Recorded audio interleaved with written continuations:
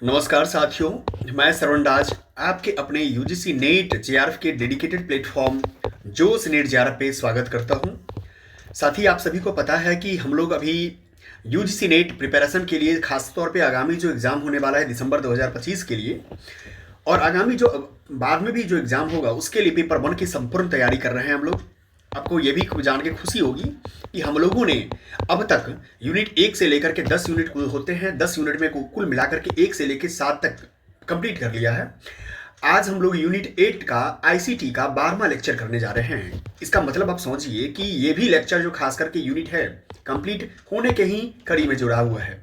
ठीक है, तो यानी कुल मिला के 8 यूनिट आपका कंप्लीट हो चुका है। 80% आपका क्लासेज हो चुका है इस में और आगामी एग्जाम का टाइम भी आपके पास है। यानी समझिए एग्जाम से बहुत महीने पहले, बहुत समय पहले जो है आपका क्या हो जाएगा, सिलेबस पूर्णतः तैयार हो जाएगा। इसीलिए अगर आपका, मेरा तो सिलेबस तैयार हो जाएगा, मैं तो पढ़ा दूंगा, लेकिन आपने नहीं पढ़ी अभी तक तो फिर आपके लिए वो दिक्कत है, कोई फायदा नहीं मिलने वाला है। इसीलिए सबसे पहले क्या कीजिए, जाकर के यूनिट 1 से लेकर यूनिट 8 तक की जो सिलेबस हुई है उसको जाकर के नोट्स कीजिए, शॉर्ट नोट बनाइए, उसको रिवीजन कीजिए, बार बार, एक बार देखिए, दो बार देखिए, अगर नहीं समझ में आता है तो उसको देखिए, फिर से बनाइए। और मेरे ही प्लेटफॉर्म पे पेपर वन का जो है संपूर्ण पीवाईक्यू, 10 साल का पीवाई, 10 से 11 साल का कंप्लीट पीवाईक्यू कराया जा रहा है, उसको जाकर के देखिए। क्योंकि इससे क्या हो जाएगा, यहाँ से क्वेश्चन कॉन्सेप्ट आपका तैयार हो जा रहा है और दूसरा क्वेश्चन तैयार करने के लिए आपको क्या करना पड़ेगा, पीवाईक्यू। मैं फिर कहता हूँ, आपके पास हमारे चैनल के माध्यम से इतने पीवाईक्यू करवा दिया जाएगा कि आप कहेंगे कि कहीं से टेस्ट करने की जरूरत ही नहीं है, मॉक लेने की जरूरत ही नहीं है, क्योंकि इतने पीवाईक्यू मैं आपको करवा दूंगा ऑलरेडी। और वैसे भी जो एनटीए या यूजीसी के द्वारा जो क्वेश्चन बना हुआ है वो तो बेहतर ही होता है, इसमें तो कहीं से कोई किसी को दौड़ा या कोई प्रश्नवाचक चिन्ह नहीं होगा। इसीलिए आप यहां से कॉन्सेप्ट कीजिए, वहां से क्वेश्चन कीजिए, दोनों चीज आपको मिल जाएगा और जाकर के आप कर सकते हैं। चलते हैं हम आगे। आपके सामने जब कोर्स या प्लेलिस्ट में जाएंगे तो आपको कुल मिला के इस तरह की कोर्सेज दिखेगी। इसमें लास्ट जो है 60 डेज जेआर बैच भी मिलेगा जो आगामी एग्जाम को लेकर के डेडिकेटेड है। क्रैश कोर्स भी मिलेगा। जीरो टू हीरो बैच, जो बिगिनर स्टूडेंट है उनके लिए जो जीरो टू हीरो बैच है ये तैयार किया गया है।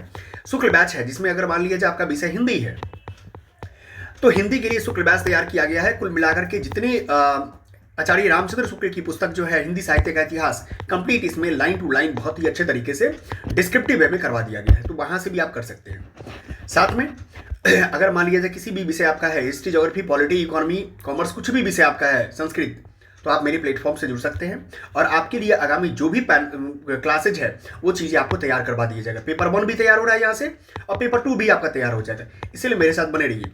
थोड़ा सा रिकैप करवा देता हूँ कि हम लोगों ने कल क्या पढ़ा था।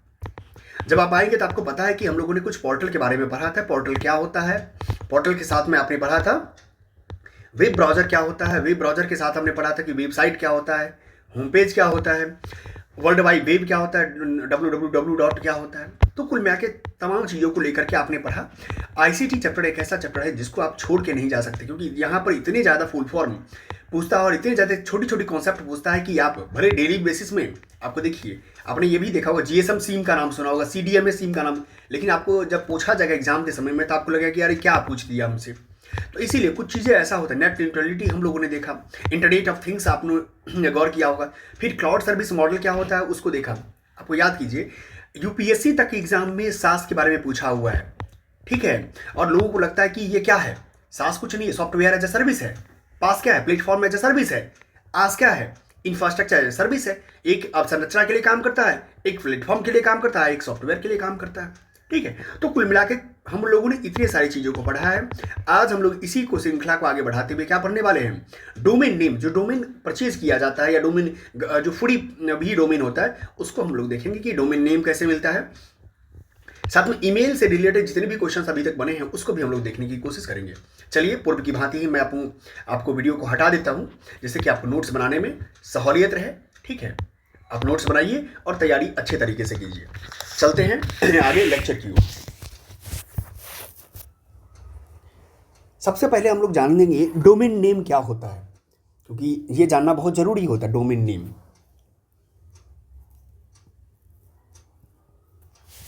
ठीक है, आप लोग लिखना प्रारंभ कर दीजिए।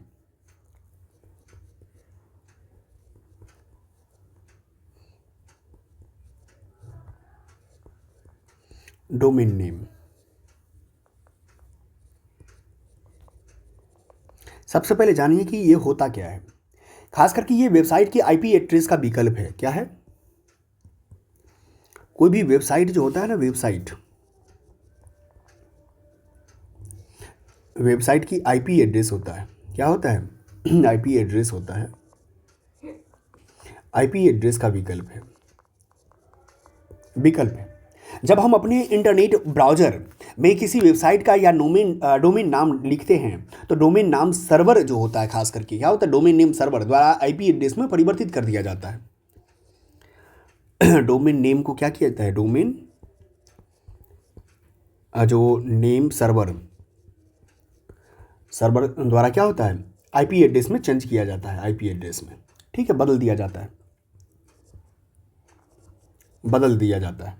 ये बात समझ के और हम संबंधित वेबसाइट तक पहुंच जाते हैं। आपको पता ही है, आईपी एड्रेस की तुलना में डोमेन नाम को याद रखना बहुत आसान होता है। बिल्कुल सही बात है। किसी का भी डोमेन नेम बहुत इजी होता है। .com होता है, एडू होता है, गवर्नमेंट जियो भी होता है, MIL होता है, .net होता है, .co होता है, .org होता है, क्योंकि बहुत आसान है उसका। तो इसी कारण से उसको वो क्या करना है, डोमेन नेम को याद करना बहुत आसान होता है। जैसे आप बता देते हैं, international corporation for assigned name and numbers एक अमेरिका की संस्था है जो दुनिया भर में क्या करती है, डोमेन्स का प्रबंधन करती है। मैं आपको ये भी बता देता हूँ, वेबसाइट तक पहुँचने में आसान है। मैं फिर बता, वेबसाइट तक पहुँचने में आसानी ये मदद करता है आपको। एक होता है ICANN, इसको क्या बोलते हैं? Internet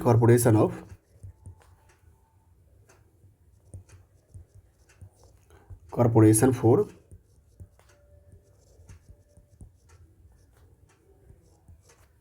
assigned name and number. ठीक है, नंबर ये कहाँ की है? अमेरिका की संस्था है। यही क्या करती है, पूरा विश्व में जो है जितने भी दुनिया भर में डोमेन्स का प्रबंधन करती है, डोमेन का प्रबंधन करती है। ठीक है, डोमेन का प्रबंधन करती है। आपको जानकारी मिल गई एक खास तौर पे। अगर आप अपनी वेबसाइट के लिए, ब्लॉग के लिए कोई भी वरीयता का डोमेन लेना चाहते हैं तो आपको ICANN सर्टिफाइड किसी भी डोमेन नेम रजिस्टर से अपना डोमेन रजिस्टर करना होता है। ये आपको पता है। किसी भी तरह से लेना चाहते हैं तो भारत में डोमेन नाम पंजीकरण के लिए कहाँ क्या करना पड़ेगा? भारत में 2 कंपनियां खास तौर पे भारत के लिए है।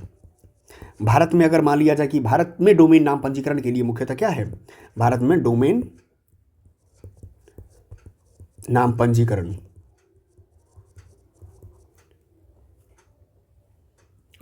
के लिए क्या है? 2 नाम है, याद रखिएगा इसको।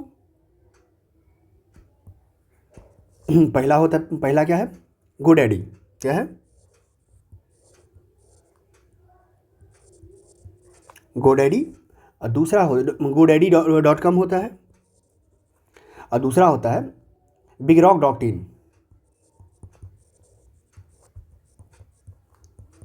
BigRock.in 2 कंपनियां हैं, ये आपको याद रखना पड़ेगा।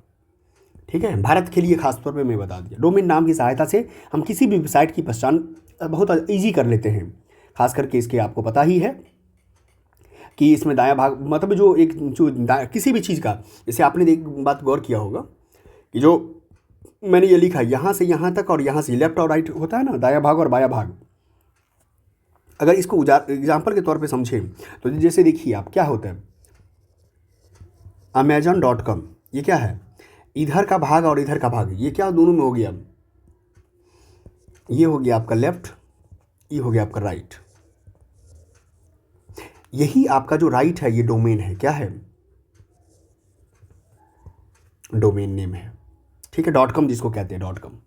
ठीक है, तो अमेजन किसी संस्था का नाम है। ये क्या है? ये संस्था हो गया। संस्था का हो गया। .com बताता है कि ये व्यापारिक साइट है। व्यापारिक मतलब जो कॉमर्शियल साइट है। नीचे में मैं आपको और कुछ भी URL के नाम दे देता हूँ, डोमेन का अर्थ बता देता हूँ, जिससे कि आप समझने में आसानी होगी। जैसे यहाँ पर देखिए मैं लिख देता हूँ,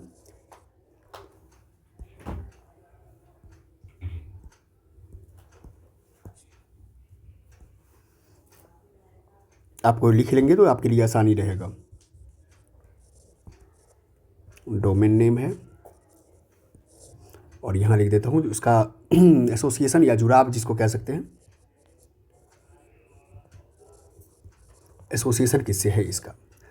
सबसे पहला नाम आता है इसके अंतर्गत ये आप लिख लेंगे क्योंकि कभी भी आपसे जुड़ा पूछा जा सकता है, ठीक है। सबसे पहला आता है डॉट कॉम। डॉट कॉम होता है, मैं आपको एक एक लिखा कर देता हूँ। डॉट कॉम होता है, डॉट edu होता है, डॉट gov होता है, क्या होता है, डॉट mil होता है, क्या होता है, डॉट नेट होता है, डॉट co होता है, और डॉट क्या होता है, org होता है। अब देखिए ये क्या होता है वो आप समझ लीजिएगा तो बहुत आसानी रहेगा आपके लिए। सबसे जो डॉट कॉम होता है ये व्यापारिक है, क्या है, व्यापारिक एसोसिएशन से रिलेटेड होता है, व्यापारिक से, ट्रेड से। डॉट edu जो होता है शैक्षणिक होता है, क्योंकि टीचिंग लाइन है ना, शैक्षिक होता है। gov होता है सरकारी होता है, आप देखा होगा आपने, ठीक है। यूपीएससी में आपने देखा होगा, यूपीएससी देखा, यूजीसी नेट देखा होगा तो उसमें डॉट gov लगा रहता है। mil जो होता है सैन्य मिलिट्री से है तो सैन्य होता है ये, ठीक है। और नेट जो होता है नेटवर्क से रिलेटेड होता है।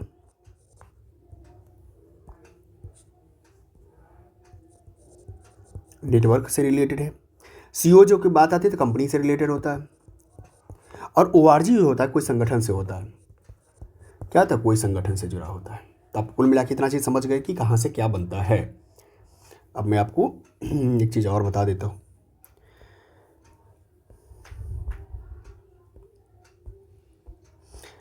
मेरे भी तो कुछ पेज ख़त्म हो जाते हैं ना, आपको तो पता ही है। तो वही पेज को मैं क्या करता, थोड़ा सा ऐड कर दिया।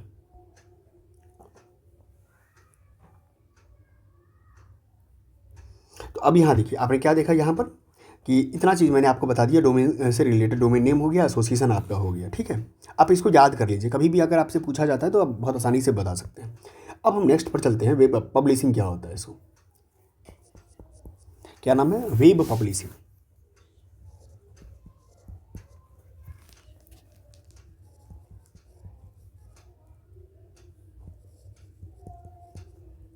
वेब पब्लिशिंग,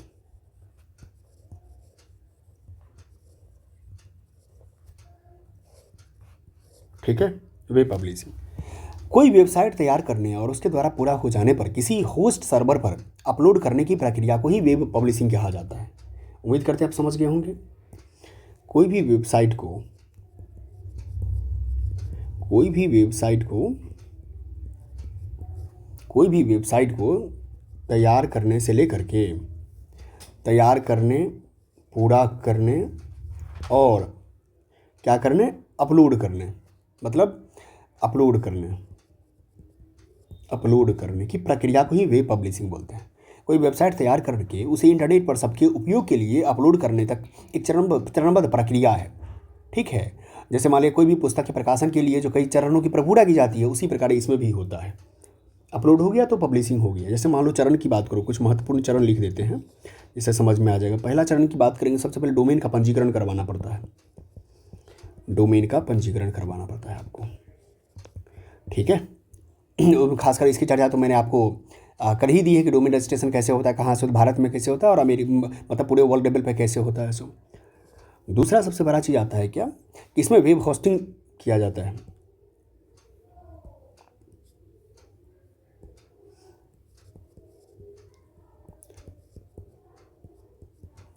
वेब होस्टिंग किया जाता है। वेब होस्टिंग का मतलब ये होता है कि एक वेबसाइट पर, खासकर वेब को वेबसाइट पर स्थापित करने के लिए स्थान, स्पेस किराए पर लेना होता है। क्या होता है वेब होस्टिंग के लिए, खासकर कि वेबसाइट को स्थापित करने के लिए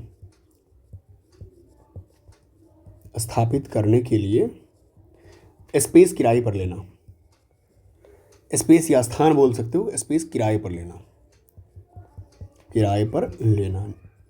ठीक है। अब ऐसा मत समझना कि दुनिया में घर बनाने के लिए ही ज़मीन लेना पड़ता है, हर जगह की सिस्टम वही है कुल मिला करके। तीसरा होता है वेबसाइट डिजाइन या विकास। क्या होता है, वेबसाइट डिजाइन और विकास करेंगे तब ना आप अपलोड करेंगे। क्या चीज़ अपलोड करेंगे, तो वही बात है कि वेब को डिज़ाइन करना पड़ता है, डेवलपमेंट करना पड़ता है उसके लिए। इसमें वेब पेज की निर्माण होती है, उन्हें किसी विशेष रूप से व्यवस्थित करना होता है। और वेबसाइट मूलतः विभिन्न वेब पृष्ठों के समूह होते हैं। आप जानते ही हैं कि आपको उसके लिए वेब पेज बनाना पड़ेगा। नेक्स्ट आता है कि प्रचार पब्लिसिटी करना पड़ता है। स्वाभाविक बात है, दुनिया की हर चीज़, सब्जी बेचने वाला भी पब्लिसिटी करता है कि मेरा सब्जी अच्छा है, ठीक है। आप देखते होंगे खास करके जितनी भी कंपनीज है जो सब्जी देती है, जो भी डिलीवरी के बेसिस पे, अपने अभी एक नाम सुना होगा दूध पहुंचाने वाले, उसको क्या नाम देते हैं, कंट्री डिलाइट। हाँ, तो कंट्री डिलाइट भी देखते होंगे कि क्या करती है, सब्जी पहुंचाती है, सुबह सुबह सब्जी पहुंच जाता है आपके घर पे। तो वो प्रचार कितना करती है, यूट्यूब से लेकर तमाम जगहों पर प्रचार करती है। तो आपको पब्लिशिंग करना पड़ता है। जैसे मान लो कि समाचार पत्र हो गया, पत्रिका हो गया, टीवी हो गया, वेबसाइट पर विज्ञापन देना पड़ता है। अपनी साइट को सर्च इंजन में जैसे गूगल और याहू के साथ जोड़ने के लिए भी वेबसाइट पर आने वाले ट्रैफिक में वृद्धि करनी पड़ती है, ठीक है। नेक्स्ट आता है कि फिर उसका मेंटेनेंस करना, अनुरक्षण करना, मेंटेनेंस करना होता है। किसी वेबसाइट की सफलता के लिए आवश्यक है कि उसमें नवीनता और रोचकता बनी रहे, ताकि नए और पुराने जो विजिटर होते हैं आते रहते हैं आपके पास, ठीक है। अगर नहीं बनाएंगे तो आपका नहीं काम चलेगा। इसीलिए कोई भी चीज़ को करने के लिए आपको कंटिन्यूटी बनानी पड़ेगी, तभी जाकर के काम चलेगा आपका। ये आपको मैंने बता दिया कुल मिलाकर के कि कोई भी चीज़ को वेब पब्लिशिंग के लिए कितनी चीज़ों की डिमांड रखी जाती है। चलो अब हम आगे चलते हैं। आगे नेक्स्ट टॉपिक आता है आपका इलेक्ट्रॉनिक मेल। क्या नाम है, इलेक्ट्रॉनिक मेल। ये कहेंगे सर ये क्या होता है, अपने ईमेल का नाम सुनूंगा, ई फॉर इलेक्ट्रॉनिक का, mail for mail. Electronic mail ये क्या है, एक प्रकार का सर्विस है, मैसेज का सर्विस है। ईमेल एक सेवा है जो इंटरनेट पर इलेक्ट्रॉनिक मोड में संदेश भेजने की अनुमति देता है। एक प्रकार का क्या है, सर्विस है जो इंटरनेट पर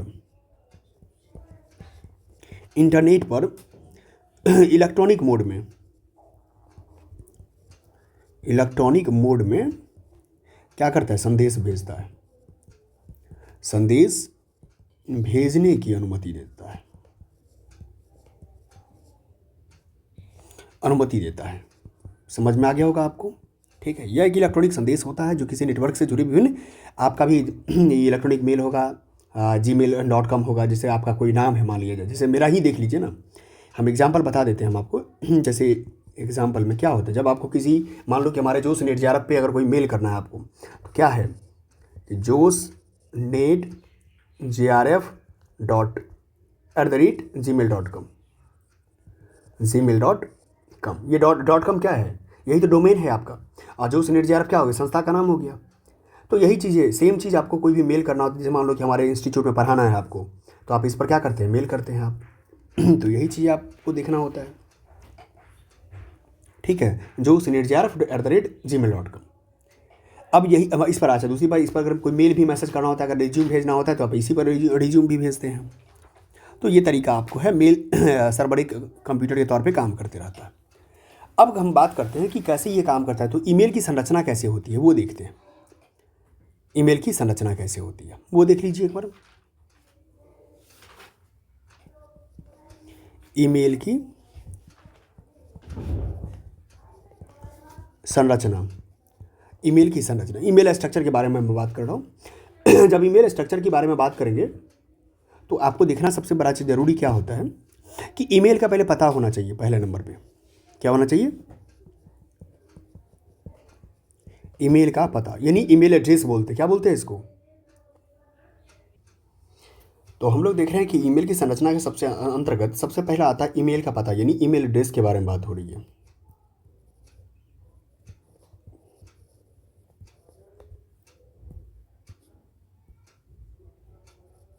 ठीक है, अब कहेंगे सर ईमेल एड्रेस का मतलब क्या होता है। तो ईमेल के प्रत्येक उपयोगकर्ता को अपने ईमेल खाते के लिए एक अनूठा नाम मिलता है। आपको पता होगा अनूठा, जैसे जोश नेट JRF है, तो जोश नेट JRF क्या है, सिंगल एक नाम है। इस नाम को ईमेल पते, ईमेल एड्रेस के रूप में जाना जाता है। जो जानते हैं आप, विभिन्न उपयोगकर्ता ईमेल के पते के अनुसार संदेश भेजे और प्राप्त किए जा सकते हैं। जैसे मान लो, जैसे ईमेल के तौर पर अगर मैं आपको बताऊँ यहाँ पर, तो आप इस चीज़ को समझिए एक एक करो, क्योंकि पूछ लेता है आपसे। ईमेल के तौर पे जैसे मान लो, जैसे मैंने आपको क्या बताया, एग्जाम्पल के तौर पे समझना ज़रूरी है आपको कि ये जो जोश नेट JRF@gmail.com है ना, तो आप इसको समझिए कि ये जो यहाँ से यहाँ तक का जो नाम आपने देखा, ये यूज़र नेम हो गया। क्या हो गया, यूज़र नेम हो गया, ठीक है। और एट द रेट के बाद जो होता है, एट द रेट के बाद ये यहाँ से यहाँ तक जो हो गया, ई आपका हो जाता है डोमेन नेम हो जाता है। क्या हो जाता है? डोमेन नेम हो गया। समझ गए? आप में आ गया होगा। ठीक है, तो यही चीज़ों को समझना है। एक स्टूडेंट जब करता है तो इस तरीके से काम कर लेता है अपना। अब देखो बात करते हैं, ये बात समझ में कि जो यूजर नेम किसको कहेंगे और डोमेन नेम किसको कहेंगे। ठीक है, तो यूजर नेम और domain name at the rate प्रतीक से अलग होते हैं। ये भी बात आप समझ में आ गया। यही बीच का कंजंक्शन है। एट द रेट जो होता है ना, एक कंजंक्शन होता है। ये भी बात आपको समझना पड़ेगा। ईमेल पता जो केस होता है, केस सेंसिटिव नहीं है। खासकर ईमेल के पते में रिक्त स्थान स्पेस की अनुमति नहीं होती। ये भाई अच्छा, कभी अगर मान लो दे दे कि ईमेल में स्पेस होता है, तो आप क्या सही मानेंगे या गलत मानेंगे? बिल्कुल गलत मानना है, क्योंकि स्पेस की अनुमति नहीं होती है। ये भी याद रखना है, स्पेस की अनुमति इसमें नहीं होती। देखते हो कंटिन्यू दिया हुआ विदाउट स्पेस। हमें दूसरा पॉइंट भी लिख देता हूँ इसको, इसमें स्पेस नहीं होता है। ईमेल पते में रिक्त स्थान की अनुमति नहीं होती है। ठीक है, बात समझ में आ गई आपको? अब समझते हैं। अब चलते ईमेल संदेश अवयव के बारे में थोड़ा सा जानकारी और देते हैं। पहले तो ईमेल की संरचना आपने देखा। दूसरा हम लोग देखेंगे क्या? दूसरा देखेंगे ईमेल संदेश अवयव।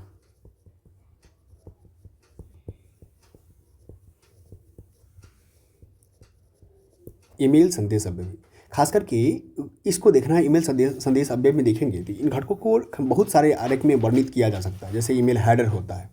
क्या होता है? Email header. आप देखिए कई बार ये सब चीज़ छोटी छोटी चीज़ें ना बहुत इंपॉर्टेंट रोल अदा करेगा आपके एग्ज़ाम के में खास तौर पे। अब देखिए ईमेल हेडर। ईमेल हेडर क्या होता है?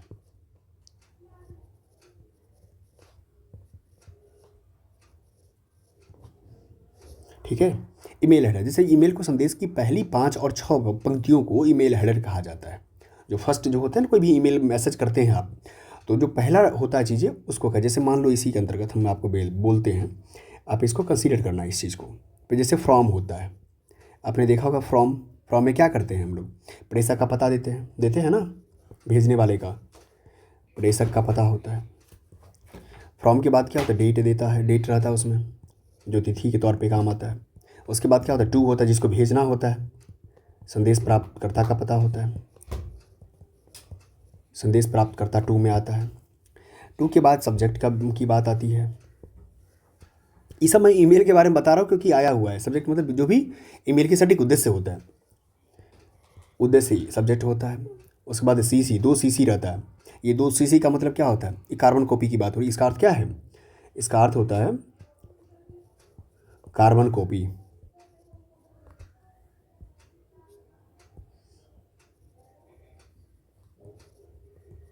कार्बन कॉपी की बात हो रही है। इसमें वे प्राप्तकर्ता होते हैं जिनको हम जानकारी देना चाहते हैं, लेकिन वह लक्षित प्राप्तकर्ता नहीं है। ठीक है, ये होता है सीसी। उसके बाद देखेंगे आप बीसीसी होता है। बीसीसी क्या होता है? एक होता है ब्लैक कार्बन कॉपी होता है, ब्लैक कार्बन कॉपी। ठीक है, ब्लैक कार्बन वे लोग जो होते हैं इसमें संदेश प्राप्त कर पाते हैं, लेकिन इसकी जानकारी संदेश प्रेषक दूसरों को नहीं देना चाहता है। इसमें बीसीसी लगा करके हम लोग काम करते हैं। उसके बाद आपने देखा होगा ग्रीटिंग के बारे में बात क्या आती है? ग्रीटिंग अभिवादन के तौर पे काम आता है इसको। ठीक है, फिर उसके बाद आता है टेक्स्ट, जिसको पत्र संदेश बोलते हैं। उसके बाद सिग्नेचर आता है। सिग्नेचर हस्ताक्षर, यहाँ ईमेल संदेश का अंतिम भाग होता है। इसको क्या बोलते हैं? ईमेल का अंतिम भाग होता है। ठीक है, इनमें सब प्रेषक का नाम, पदवी, भौतिक पता और संपर्क नंबर आदि होते हैं। ये बात आपने समझ लिया। तो ये इतनी सारी चीज़ें जब आप देखते हैं, आप इन सब चीज़ों को आपने यूज किया होगा डेली लाइफ में। वर्तमान एज में तो मैं मान के चलता हूँ कि आपने यूज किया होगा, लेकिन यही बात है, छोटी छोटी चीज़ों को लोग नहीं समझ पाता है कि बीसीसी का मतलब क्या होता है और बीसीसी का मतलब क्या होता है। सीसी का मतलब मैंने क्या कहा कि वे कार्बन कॉपी होता है जो प्राप्तकर्ता होते हैं, जिनको भी हम जानकारी देना चाहते हैं, लेकिन वो लक्षित प्राप्तकर्ता नहीं रहता, वो लक्षित टारगेटेड नहीं रहता है। ठीक है, अब हम आगे चलते हैं। अब अगर नहीं होता है तो आप ऐसा करो ना, जा करके आपको लगता है कि मान लिया जाए किसी को अपने फ्रेंड को मेल करना है, तो फ्रेंड को मेल कीजिए। या आपको लगता है कि ईमेल आईडी पर जो है सो सर कैसे पढ़ा रहे, जैसे मान लो छोड़ो ये सब, मैं एक छोटी सी बात बता रहा हूँ आप लोग को। आप क्या करो, जो मैंने आपको ईमेल आईडी दिया है अभी, जोश नेट जे आर एफ डॉट @gmail.com, इसी पर जा करके आप जोश नेट जे आर एफ का प्लेटफॉर्म कैसा आपको लग रहा है उस पर जाके मेल कीजिए आप। ठीक है, आप उसमें अपनी ग्रीटिंग्स भेज सकते हैं, भेजिए लिख करके। आप यही आपका फर्स्ट एक्सपीरियंस हो जाएगा। ठीक है, आप उस पर जाइए, जोश नेट जे आर एफ पे जहाँ पर मैंने फ्रॉम लिखा है ना, फ्रॉम, तो फ्रॉम जो फ्रॉम होता है टू, जहाँ पर फ्रॉम तो आपका रहेगा, टू रहेगा किसका, जोश नेट जे आर एफ का नाम रहेगा। ठीक है, तो आप भेजिए उसमें कि सर आप कैसे पढ़ाते हैं, अच्छा पढ़ाते हैं। ठीक है, आपका ये सब्जेक्ट अच्छा लगता है मुझे, ऐसा तरीका अच्छा लगता है, कुछ आप सजेशन भी देना चाहते हैं कि मुझे मैं ये चाहता हूँ या चाहती हूँ, तो भी आप कर सकते हैं। ठीक है, आप भेजिए मुझे मेल। अब हम क्या करते हैं, जैसे ईमेल हैकिंग के बारे में आपने नाम सुना होगा। क्या है, ईमेल हैकिंग के बारे में नाम सुना होगा आपको, मैं आपको वो भी बता देता हूँ ईमेल हैकिंग क्या होता है। सो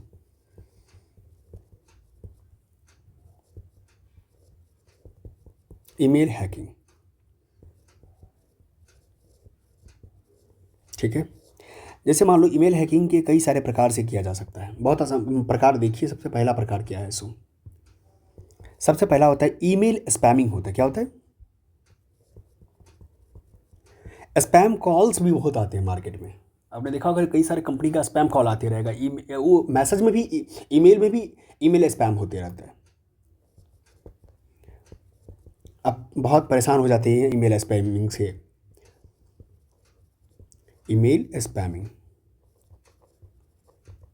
ठीक है। अब कहेंगे सर ये ईमेल स्पैमिंग क्या होता है, वो बता दीजिए थोड़ा सा। ईमेल स्पैमिंग का अर्थ होता है कि जब जब कोई वाणिज्यिक संस्थान, कोई वाणिज्यिक संस्थान जो है, कॉमर्शियल वाणिज्यिक संस्थान जो है, बिना किसी अनुरोध के ही अपने उत्पादों और सेवाओं के विज्ञापन के लिए ईमेल खाताधारियों को मेल भेजता है। विज्ञापन, वाणिज्यिक संस्थान जो है, संस्थान बिना किसी अनुरोध के, मतलब आपके द्वारा कहा भी नहीं गया रिक्वेस्ट के तौर पे, और आप एकदम से दनादन मेल भेजे जा रहे हैं उसको, बिना अनुरोध के ही क्या कर, अपने उत्पाद को, प्रोडक्ट को, उत्पादों को क्या करते हैं कि विज्ञापन को भेजता है। जंक मेल भी कहते हैं इसको आप ईमेल स्पैमिंग को जंक मेल भी कहते हैं, जंक मेल। ठीक है, जंक मेल भी का खासकर आंग्ल भाषा में अनसोलिसिटेड बल्क ईमेल्स भी कहा जाता है।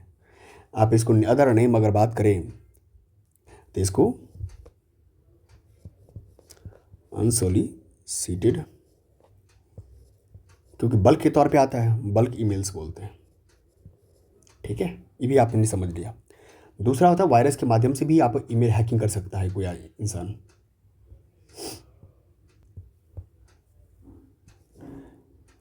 वायरस के माध्यम से, ठीक है, वायरस के भी माध्यम से, जैसे ईमेल फाइल में दुर्भावनापूर्ण स्क्रिप्ट होता है। अच्छा, वैसी फाइल को हम अपने कंप्यूटर पर चलाते हैं तो महत्वपूर्ण डेटा नष्ट होने की संभावना होती है, ये भी आपको पता है। तीसरा होता है फिशिंग। क्या होती है, फिशिंग। फिशिंग कहेंगे सर ये नया शब्द क्या आ गया, फिशिंग क्या होता है। फिशिंग होता है, फिशिंग एक प्रकार का ऑनलाइन घोटाला है। क्या है, एक प्रकार का ऑनलाइन घोटाला, ऑनलाइन घोटाला। ठीक है, ये बात समझिए आप। ये जो उपभोगकर्ता जो होता है, जो कंज्यूमर होता है, कंज्यूमर को एक ईमेल भेजकर लक्षित करता है जो एक प्रसिद्ध स्रोत है, जो इंटरनेट सेवा प्रदाता है, बैंक है, बंधक कंपनी से प्रतीत होता है। जैसे मानो आपको ऐसा एक ईमेल प्राप्त होगा कंज्यूमर को, जिससे लगेगा कि ये सच में मेरे बैंक से आया है या मेरा कोई कंपनी से भेजा गया मेल है। ठीक है, वास्तविक जैसा प्रतीत होना, वास्तविक जैसा प्रतीत होना, प्रतीत होना। ठीक है, आप इस चीज़ को समझ गए। अब वास्तविक जैसा प्रतीत होगा, ठीक है, इसका मुख्य उद्देश्य क्या होता है, उपयोगकर्ता का नाम, पासवर्ड और क्रेडिट कार्ड का विवरण आदि के रूप में संवेदनशील जानकारी चोरी करना होता है। उद्देश्य क्या होता है वो समझिए। उपयोगकर्ता का नाम, पासवर्ड और क्रेडिट क्रेडिट कार्ड का विवरण। क्या करना है? चोरी करना। फिशिंग का मतलब समझ में आ गया ना आपको, कि ऑनलाइन घोटाला है, वास्तविक जैसा प्रतीत होगा, आपको लगेगा ही नहीं कि ये डुप्लीकेट है। आप लोग इसीलिए स्मार्ट बनिए, स्मार्ट बनने से ही कोई फ़ायदा होने वाला है। और ये आपसे नाम, पासवर्ड, क्रेडिट कार्ड सब का चोरी कर लेता है, ठीक है। और इस मेल से ऐसे लिंक होते हैं जो ईमेल उपयोगकर्ता को ऐसे वेबसाइट पर ले जाते हैं, देखिए ना, जो वास्तविक वेबसाइट होता है, ये आपको मैंने बता ही दिया शुरुआत में। नेक्स्ट तरीका है चोरी करने का, ये चोरी होता है चौथा नंबर की सैप्लेग होता है। सैप्लेग ये क्या होता है? कहेंगे सर ये क्या चीज़ें हैं? ये होता है कि किसी को तब तक स्पैमिंग, खासकर स्पैमिंग करते रहना, किसी को तब तक स्पैमिंग करते रहना जब तक कि उसके कंप्यूटर में बहुत गड़बड़ ना शुरू हो जाए, वह कंप्यूटर क्रैश हो जाए, उसको ही कहते हैं। मतलब कि स्पैमिंग के माध्यम से, स्पैमिंग के माध्यम से कंप्यूटर क्रैश करना। बात समझ में आएगा? स्पैमिंग इतना स्पैम मैसेज भेजेगा कि आपका कंप्यूटर क्या हो जाएगा? क्रैश हो जाएगा।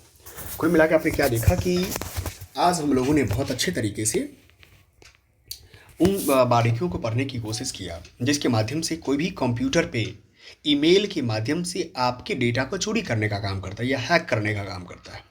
साथ में आपने ये भी पढ़ा, जो आपने ईमेल हैकिंग के तरीका को जाना कि किस किस तरीके से ईमेल हैक किया जाता है, ईमेल संदेश कैसे भेजे जाते हैं, वो भी मैंने बताया। ये भी मैं बताया कि आप आज ही क्या करो कि josnetjrf@gmail.com पे जाकर के आप मेरे पढ़ाने के तरीका के बारे में सेंड कर सकते हैं। कैसा मेरा क्लास लगता है, क्या आप चाहते हैं कि सर इस विषय का आप करवा दीजिए, इस वैसे सब्जेक्ट का करवा दीजिए, तो मैं वो भी करवा दूंगा। आप मुझे मेल करो, जितने लोग देख रहे हो वो मेल करो मुझे, तब समझ में आएगा कि आईसीटी का रियल में एप्लीकेशन आप अपने दैनिक जीवन में कर रहे हो। एक तो होता है पढ़ाई कर लेना, पढ़ाई करने का दैनिक जीवन में यूज नहीं किया तो कोई फ़ायदा नहीं है। फिर आज पढ़ लोगे भूल जाओगे, फिर बात खत्म आपका, ठीक है। वेब पब्लिशिंग कैसे होता है, डोमेन नेम कैसे होता है, जैसे मान लिया जाए आप कल की डेट में कोई कंपनी के मालिक बन जाएंगे, ठीक है, तो आपकी कंपनी में लास्ट में क्या लगेगा? डोमेन .co लगेगा। कोई संगठन बनाएंगे .org लगाओगे आप। गवर्नमेंट में किसी बॉडी में चले जाओगे या कोई संस्था में अगर आपका रहेगा तो .go भी लगेगा। कोई कोचिंग अगर आपको खोलना है तो .edu लगेगा, या कोई संस्था का नाम रहेगा तो इस तरीके से, ठीक है। चलिए हम मिलते हैं नेक्स्ट क्लास में, जहाँ पर हम लोग बहुत सारी चीज़ों को, नए नए टर्मिनोलॉजी को पढ़ेंगे जो आए हुए एग्ज़ाम में आते हैं, ठीक है। बहुत बहुत धन्यवाद बने रहने के लिए। खासकर आईसीटी का बहुत ही अब समाप्ति होने को है। कुछ टॉपिक जो महत्वपूर्ण बचा है बाइनरी सिस्टम से रिलेटेड, वो भी मैं करवा दूंगा आपको कि उस पर आधारित कैसे प्रश्न बनते हैं, ठीक है। बाकी कुछ महत्वपूर्ण कीवर्ड्स हैं उसको जान लीजिए, ठीक है। आईसीटी के बाद जब जस्ट हम लोग नेक्स्ट यूनिट नंबर 9 में प्रवेश करेंगे, 9 होगा 10 होगा, उसके बाद आराम से क्वेश्चन तो आपका चल ही रहा है, उसको भी साथ देखिए। बहुत बहुत धन्यवाद आपका।